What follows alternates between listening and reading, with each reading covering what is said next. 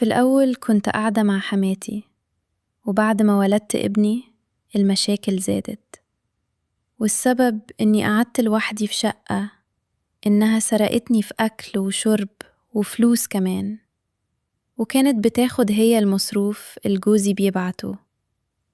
بس يا دوبك بعد ما قعدت لوحدي بأسبوع بقيت أنزل أروق وأطبخ وأعملها كل حاجة، وبرضو المشاكل مستمرة. مرة تقول لجوزي دي ما بتنزليش ما بتعمليش، ومرة تقول لي أكلك وحش. تخيلوا إنها بتقول من يوم ما دخلت البيت وأنا سبب الفقر. ما كملت الشهر وطلعت قعدت شهرين في شقتي. جوزي نزل إجازة قبل رمضان بيومين وقالي هنفطر تحت عشان اللمة وكده. أنا ما كنتش موافقة، بس نزلت عشان جوزي. كنت أنا اللي بعمل الأكل كل يوم ونفطر معاهم، وبقى ده الطبيعي. وتخيلوا